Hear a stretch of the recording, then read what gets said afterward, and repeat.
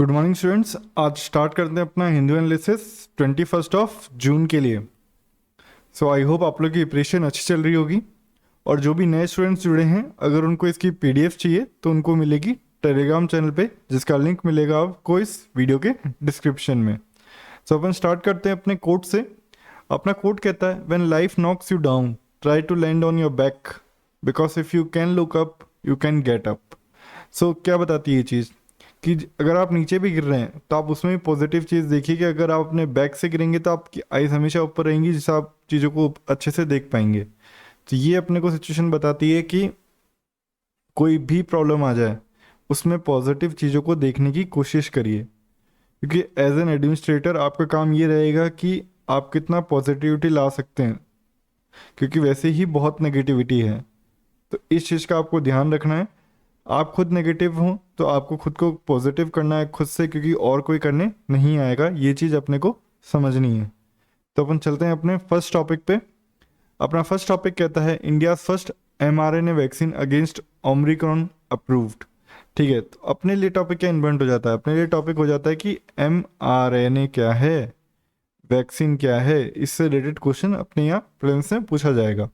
तो अपन देखते हैं mRNA वैक्सीन्स क्या होती हैं। mRNA vaccines use mRNA to teach our cells how to make a protein और a protein that triggers an immune response inside our bodies.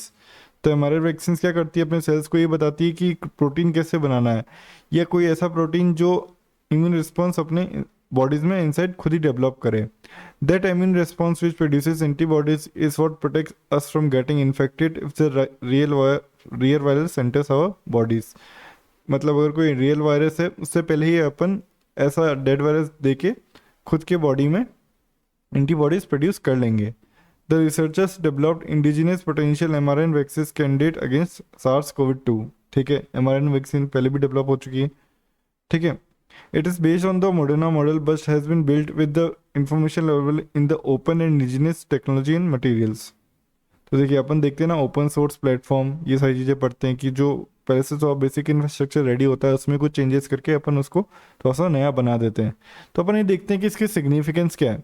The indigenous grown mRNA vaccine platform holds promise to deal with the other infectious disease such as tuberculosis, dengue, fever, malaria, chikungunya, rare genetic disease and others. तो अपन देख रहे थे अभी dengue Kerala में कितना ज़्यादा फैल रहा है। अगर वो इतना ज़्यादा फैल रहा है तो उसको अपन कैसे कम कर सकते हैं। ट्यूबरक्लोसिस अभी अपन ने देखा था मन की बात में, पीएम मोदी ने क्या कहे थे, ऑनरेबल प्राइम मिनिस्टर ने, उन्होंने स्पीच में ही कहा था कि ट्यूबरक्लोसिस को कैसे अपन 2025 तक ख़त्म करेंगे। अपन ने इससे रिलेटेड पूरा आर्टिकल भी डिस्कस किया था। तो अपन चलते हैं अपन कि ये कैसे डिफरेंट है ट्रेडिशनल मेडिसिन से, इसके क्या क्या एडवांटेजेस हैं ये जानेंगे। तो वैक्सीन्स क्या है, वर्क करती है जो मैंने आपको बताया कि हाँ भाई वो बॉडी को रिस्पॉन्स प्रोवाइड करती है अगर कोई रियल वायरस आ जाए तो उससे कैसे लड़ना है। ठीक है, ट्रेडिशनल वैक्सीन्स क्या होती है, इनएक्टिवेटेड डोज होते हैं जैसे कि प्रोटीन्स के, जो प्रोवोक करते हैं इम्यून सिस्टम को एक रिस्पॉन्स प्रोड्यूस करने के लिए। mRNA वैक्सीन्स क्या करती है, some of the viral proteins itself, मतलब वो उसके अंदर खुद ही होते हैं। They work by using mRNA, messenger RNA, what is a molecule that essentially puts DNA instruction into action inside a cell. mRNA is used as a template to build a protein. तो जब भी आप अपना GS3 में science का topic revise कर रहे हो ना, या साइंस की क्लास में हो या आपको सेल्फ स्टडी कर रहे हो, तो जब आप अपनी बुक पे जाएंगे mRNA और RNA इन सब के बीच में डिफरेंस, तो आपको एक डायग्राम्स दिखेगा। वो डायग्राम को आप देखेंगे तो आप ये सही चीज़ें समझ जाएंगे। और अगर वापस से रिपीट होता है तो मैं आपके लिए डायग्राम्स लेके आ जाऊंगा। मैं कोई भी चीज़ की एक्सप्लेनेशन जब नेक्स्ट टाइम में ज़्यादा करता हूँ, क्योंकि मुझे लगता है कि हाँ अगर वो नेक्स्ट टाइम रिपीट हो रहा है तो आने वाले टाइम में बहुत अपने लिए पूछने जाने के चांसेस बढ़ जाते हैं। फर्स्ट टाइम में मैं आपके लिए थोड़ी सी इन्फॉर्मेशन लेके आता हूँ। So advantages of using mRNA based vaccines. mRNA vaccines are considered safe as mRNA is non-infectious, non-integrating, as degraded by standard cellular mechanisms. They are highly efficacious. अपन ने देखा कि इसकी एफिशिएंसी ज़्यादा होगी, इसलिए नया टेक्नोलॉजी है। Inherent capability of being transferable into the protein structure inside the cells cytoplasm. mRNA vaccines क्या है, फुली सिंथेटिक है, इस चीज़ का आपको ध्यान रखना है। कोई होस्ट का रिक्वायरमेंट नहीं होता जैसे कि एग्स और bacteria. Therefore they can be quickly manufactured inexpensively to ensure their availability accessibility for mass vaccination on a sustainable basis, इस चीज़ का आपको ध्यान रखना है। तो चलिए अपन चलते हैं अपने नेक्स्ट आर्टिकल पे। अपना नेक्स्ट आर्टिकल कहता है semiconductor fab the unfinished agenda. तो अपन देखते हैं कि सेमीकंडक्टर्स क्या है, उसके कंपोनेंट्स क्या हो सकते हैं, नॉट्स एंड यूजेस, ये अपन को थोड़ा सा देखना है। उसके बाद अपन इंडियाज़ का पोटेंशियल क्या हो सकता है, वे हेड क्या हो सकता है, कुछ चैलेंजेस वगैरह देखेंगे कि चैलेंजेस वगैरह क्या है अपने यहाँ पे। ठीक है, इंडियाज़ के क्या क्या इनिशिएटिव है। सेमीकंडक्टर्स में आपको पहले भी करा चुका हूँ कि are the thumbnail sized building blocks of almost every modern electronic device in the smartphones to connected device in the internet of things. तो जो भी आज अपन इंटरनेट डिवाइसेस यूज़ कर रहे हैं ना, उसमें मोस्टली सेमीकंडक्टर का यूज़ तो होता ही है, तो आपको इस चीज़ का ध्यान रखना है। कंपोनेंट क्या क्या है, the basic component of semiconductor chip is a silver of silicon which is attached with millions of microscopic transistors and projected to specific minerals and gases. तो ये सारे के सारे कंपोनेंट्स हैं, आपको थोड़ा सा ध्यान नहीं होना चाहिए, लेकिन हाँ थोड़ा सा बेसिक नॉलेज के लिए मैं आपके लिए लेके आ गया। Forming patterns to control the flow of current while flowing different computational instructions. Semiconductor nodes and uses क्या क्या हैं आज के जो अवेलेबल हैं, 3 नैनोमीटर से 5 नैनोमीटर्स हैं। तो यूपीसी यहाँ पे क्या करेगा, वो आपको बोल देगा 10 नैनोमीटर्स, तो यहाँ पे ये गलत हो जाएगा। Semiconductors having high nanometre value are applied in automobiles, consumer electronics and so on.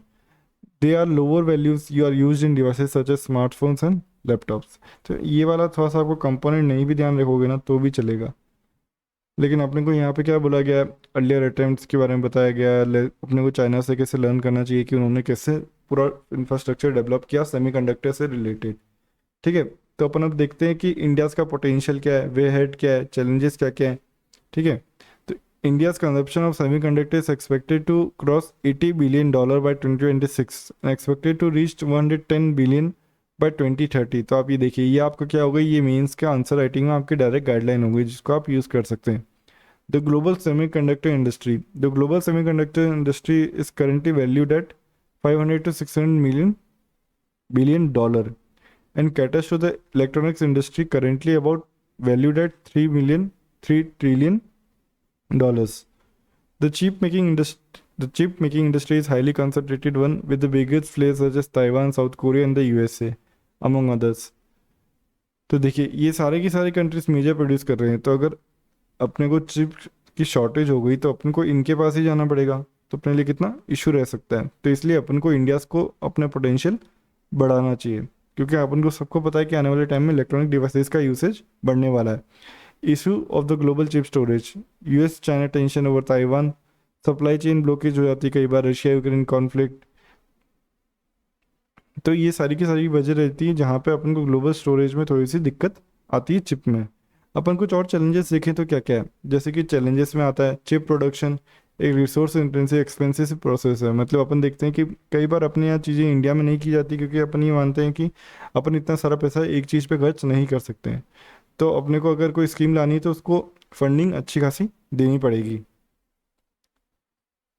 3 billion to 7 billion dollars, ये अपने को रिक्वायरमेंट रहेगी फंडिंग किसके लिए, चिप प्रोडक्शन अगर अपने को सेटअप करना है तो। एरिया ऑफ फोकस क्या होना चाहिए,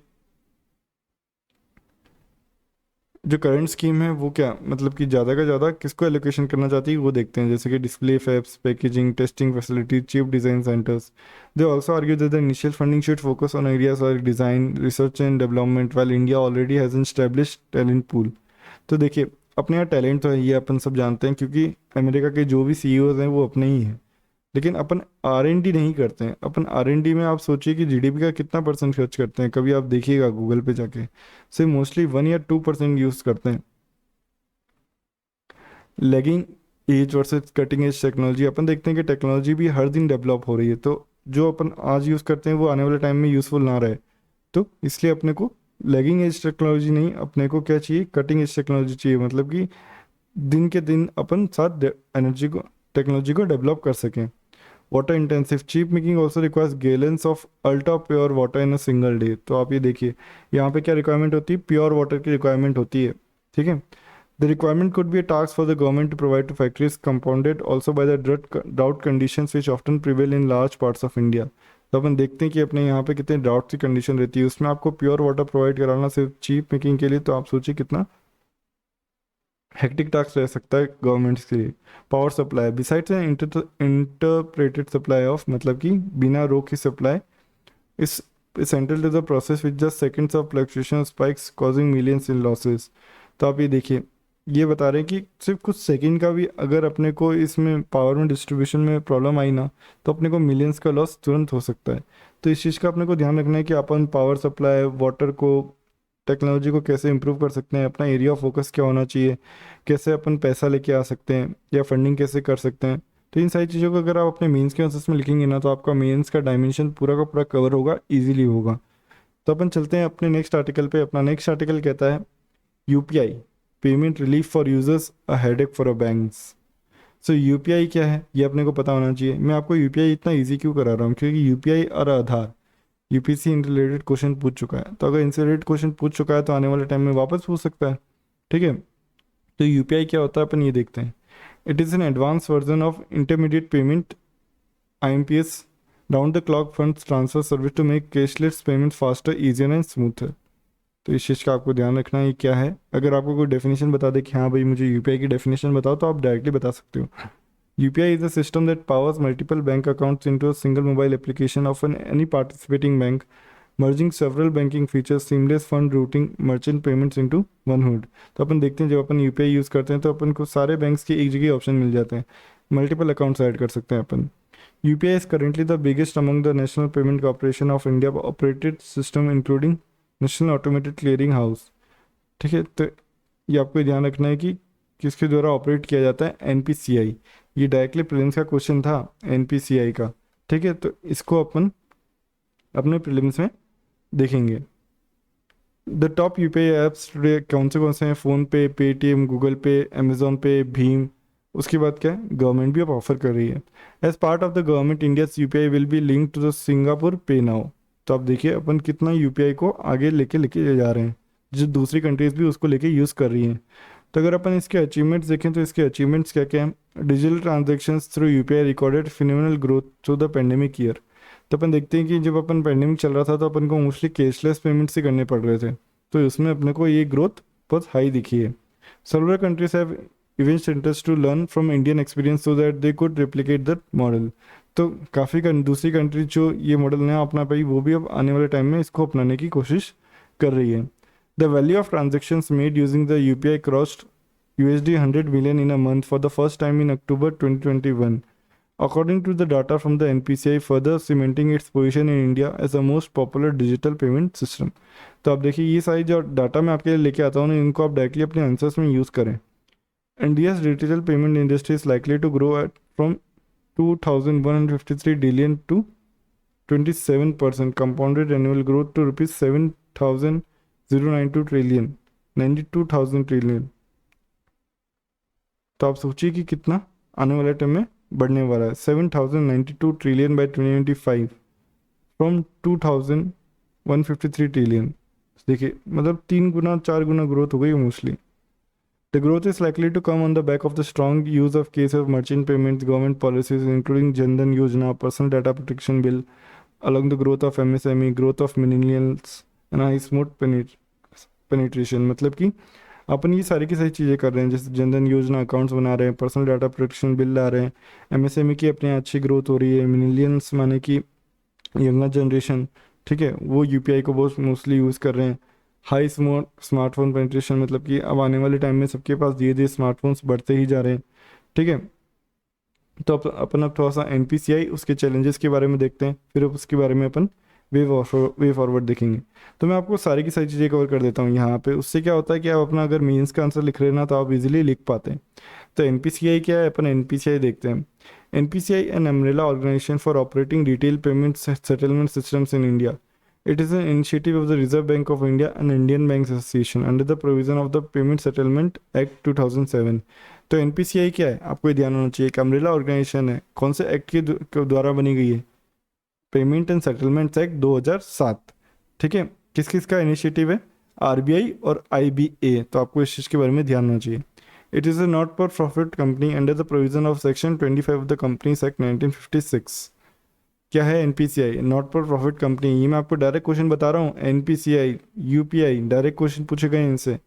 अगर मैं आपको एनपीसीआई के बारे में इतनी डिटेल बता रहा हूँ, मतलब कि वो इंपॉर्टेंट है और आपके आने वाले एग्जाम में जरूर पूछी जा सकती है। ये डायरेक्ट चीज़ पूछ लेंगे वो नॉट फॉर प्रॉफिट कंपनी है या कौन से एक्ट के द्वारा खुली है या उनमें कौन कौन सी ऑर्गेनाइजेशन मिल के बनाती है। तो इस चीज़ का आपको ध्यान होना चाहिए। With an intention to provide infrastructure to the entire banking system in for physical as well as electronic payment and settlement system. तो ये किस लिए वर्क करती है अपन ने देखा, कौन से एक्ट के अंदर खुली है, मतलब कैसे खुली है, कौन कौन मिल के खोलता है, कौन सा एक्ट के द्वारा ओपन होती है। ठीक है, तो अपन अब इसके चैलेंजेस देखते हैं कि इसके चैलेंजेस क्या क्या हैं। तो साइबर मतलब लाइक जैसे अपन देखते हैं कि साइबर क्राइम आज काफ़ी बढ़ रहा है, तो ये ग्लोबल बैंकिंग और फाइनेंशियल सर्विसेज पे एक अच्छा खासा थ्रेट बन सकता है, राइट। फिर उसके बाद देखते हैं अपन फ्रॉडुलेंट क्लेम्स जैसे कि charge backs, fake buyer accounts, promotions, account take over, identity theft, triangulation frauds और इमर्जिंग एज चैलेंजेस। तो ये सारे के सारे क्या बन के आ रहे हैं, ये सारे के सारे एक चैलेंजेस बन के आ रहे हैं जो आपको यूपीआई में एक बड़ा चैलेंज क्रिएट कर सकते हैं। वे फॉरवर्ड क्या हो सकता है, a properly designed public-private partnership policy may provide a 21st century engine to harness the power of market players for the greater digital infrastructure access and literacy for the Indian population। तो ये देखिए, आप अगर वे forwards में इतना easy लिखते हैं ना जो सामने वाले को पढ़ने में इंटरेस्टिंग लगे, तो आपके मार्क्स इजीली वहाँ स्कोर हो पाते हैं।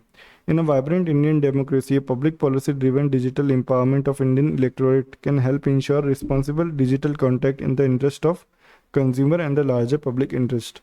तो अपन देखते हैं कि अपनी यहाँ डेमोक्रेसी कितनी वाइब्रेंट है, मतलब कितनी अलग अलग है। तो वहाँ पे अगर अपन डिजिटल एम्पावरमेंट करें लोगों का, तो अपन उससे कैसे अपना इंटरेस्ट बढ़ा सकते हैं। ठीक है, सो अपन अब देखते हैं अपना नेक्स्ट आर्टिकल कहता है the climate lawsuit against Delta Airlines. तो यहाँ पे क्या बात हो रही है, why was the world's first carbon neutral airline slapped with a lawsuit, carbon offsetting, greenwashing additionally means with respect to green claims, how does the carbon offsetting options, why do claims of climate conscious airlines ring hole। तो यहाँ पे क्या क्या चीज़ हो गई, green washing, ठीक है, carbon offsetting क्या होता है, कार्बन न्यूट्रल क्या होता है, ये सारी की सारी चीज़ें अपने को ध्यान होनी चाहिए। तो यहाँ पे जब सिविल एविएशन की बात होती है तो अपन को आईसीएओ के बारे में ध्यान होना चाहिए। आईसीओ क्या वर्क करती है, कैसे वर्क करती है, किसने ओपन कर रखी है और क्या अपने किससे रिलेटेड है। It is specialised agency of the United Nation that was created in 1994 to promote safe and secure efficient transportation around the world. तो अगर आपका एविएशन से रिलेटेड मीन्स में क्वेश्चन आ जाए तो आप इसको डायरेक्टली वहाँ पे मेंशन करेंगे। आईसीओ के बारे में आपको जरूर मेंशन होना चाहिए। ये 2 या 3 साल से वैसे भी न्यूज़ में चल रहा है, अभी तक यूपी ने पूछा नहीं है, लेकिन आईसीओ के बारे में आने वाले टाइम में काफ़ी चांसेस है पूछने के, तो अच्छे से पढ़ के जाएं इसको। ICAO develops international standards and recommended practices for aviation including regulations from air navigation, communication, airport operations। तो आपको ध्यान होना चाहिए किस किस के लिए वर्क करती है। It also works to address global aviation such as air traffic management, aviation security, environmental protection। ठीक है, ये आपको वर्क्स ध्यान हो गए। किसकी एजेंसी है, specialised agency of the United Nation. कब बनी थी, 1944 में। हेडक्वार्टर का इनका मॉन्ट्रियल कनाडा में। ठीक है, तो इस चीज़ का आपको ध्यान होना चाहिए। चलिए, तो अपने लिए बस ये लास्ट टॉपिक है, मतलब कि इसके अपन को सिर्फ पोटेंशियल एडवांटेजेस जानने हैं, उसके बाद ये कैसे क्लाइमेट में इफेक्ट करता है। तो reducing green house gas emissions, joining कोरेसा, स्ट्राइविंग टूवर्ड्स ए लेटेक, ये दोनों के दोनों इनकी फुल फॉर्म्स हैं। ये दोनों के दोनों एक पैक्ट्स हैं जो कि साइन किए गए हैं ग्रीन हाउस गैस को कम करने के लिए। ठीक है, this is essential for कम्बेटिंग climate change and protect the environment. तो अगर अपन ये सारे इनिशिएटिव्स को ज्वाइन करते हैं तो अपने क्या होता है, अपने ग्रीन हाउस गैस इमिशंस कम होते हैं। India has also set N ambitious target of achieving net zero by 2070। India has also committed to reduce its carbon intensity of its economy by 45% by 2030। तो आप ये देखिए, ये दोनों के दोनों आपके अब क्या होंगे, मीन्स में आंसर यूज़ करने के टॉपिक्स हैं। Increasing sustainability, CROSA and the LATEC encourage airlines to adopt more sustainable practices such as using more efficient aircraft, reducing fuel consumption, investing in renewable energy। तो ये देखिए, increasing sustainability, reduce green house gas emissions, तो ये सारे के सारे अपने means के आंसर्स में लिख के आएंगे, ये आप मुझे प्रॉमिस कीजिए आज। How does aviation sector affect climate. तो green house gas, aviation is a significant source of green house emissions particularly carbon dioxide. तो अपन देखते हैं कार्बन डाइऑक्साइड अपने को ग्लोबल वार्मिंग कैसे डायरेक्टली इफेक्ट करती है। तो ग्रीन हाउस गैस एमिशन उसमें अपन को हेल्प कर सकते हैं कि रिड्यूस होंगे अगर अपन एविएशन सेक्टर में काम करते हैं। जैसे कि एविएशन सेक्टर में क्या होते हैं, एयरक्राफ्ट इंजन क्या होते हैं, फॉसल फ्यूल्स को बर्न करते हैं, जिससे कि carbon dioxide, water vapour, nitrogen oxide, green house gas produce होते हैं, जो कि अपने को क्लाइमेट चेंज पे लीड करते हैं। अपन इसका और देखें तो contrails are the words tricky lines that airplanes leave in the sky. तो अपन जब भी देखते हैं एयरप्लेन्स जब भी जाते हैं तो एक वाइट लाइन बनती है। They are made of ice crystal that form when water paper in the aircraft exhaust condenses in the cold high altitude atmosphere. Contrails can have a warming effect on the planet by trapping heat in the earth atmosphere. तो देखिए ये अपने को कैसे directly अपनी global warming में increase करता है। cirrus cloud similar to the control, cirrus clouds also from an aircraft emissions। तो cirrus clouds भी aircraft emission से बनते हैं, controls भी aircraft emission से बनते हैं। These clouds can have a warming effect on the planet as they trap heat in the earth atmosphere। तो आपको इस चीज़ का ध्यान रखना है। सो ये थे आज अपने एडिटोरियल्स, वो चीज़ें ध्यान करिए। अपन मेंस के लिए डिफरेंट प्रोग्राम ही लेके आएंगे, जिसको अपन अपना एडिटोरियल्स और मेंस के क्वेश्चन साथ में आंसर आउट करने की कोशिश करेंगे। आप कमेंट सेक्शन में ज़रूर बताएं आपको लेक्चर्स कैसे लग रहे हैं, या आपको कुछ और चाहिए तो ज़रूर बताएं। अपन ऐसे ही मिलते रहेंगे और एडिटोरियल्स के